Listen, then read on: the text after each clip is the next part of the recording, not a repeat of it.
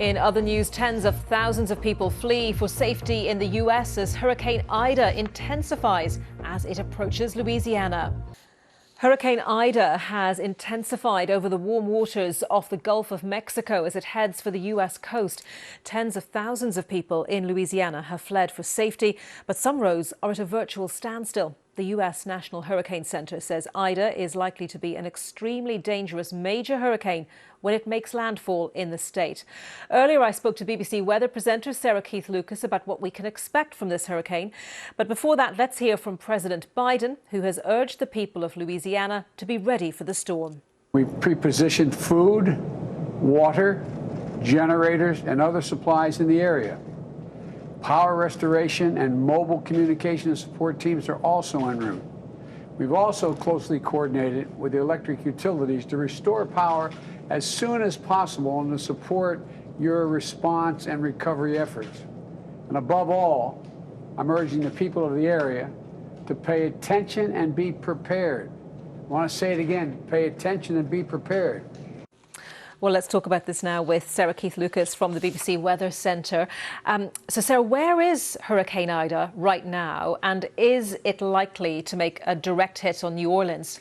Well, at the moment, it's around about 300 miles just south of the north coast of the Gulf of Mexico. So we've already seen that storm over the past 24 hours or so.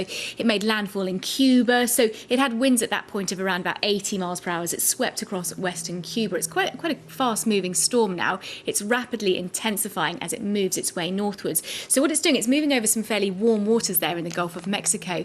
And as you were saying, it is going to be moving fairly close to New Orleans. Now, at the moment, the forecast track of this storm, it's moving its way northwestward, so it's likely to make landfall out to the west of New Orleans at the moment, but of course forecast tracks can change a little bit. Yeah, and of course the reason I mention the city is that it is 16 years ago this weekend that we saw Hurricane Katrina, which caused the flooding of about 80% of the city, more than 1,800 people killed. Are we talking about a similar strength, a similar capacity for damage with this hurricane? We've just actually, let me bring this line in, Sarah, from the Louisiana governor, who's just said that Hurricane Ida is expected to be a Category 4 hurricane at landfall. Yeah, that's right, a Category 4 hurricane. So it's going to have winds of around about 130 miles per hour. Now, to put that into context, Hurricane Katrina had winds of 175 miles per hour. So it was a stronger storm. It did weaken a little bit as it moved its way inland. This storm, Hurricane Ida, it's not as big in terms of the area that it covers, certainly compared to Katrina. And the storm surge that expected is not quite as large. So we saw a storm surge of around about 20 feet with Katrina back in 2005. This storm is expected to have, at its worst, a storm surge of about 15 feet. And the areas most likely to be affected are from anywhere from Morgan City in Louisiana all the way to the mouth of the Mississippi River as well. To what extent can we say, Sarah, that climate change is likely to lead to more hurricanes and indeed stronger hurricanes?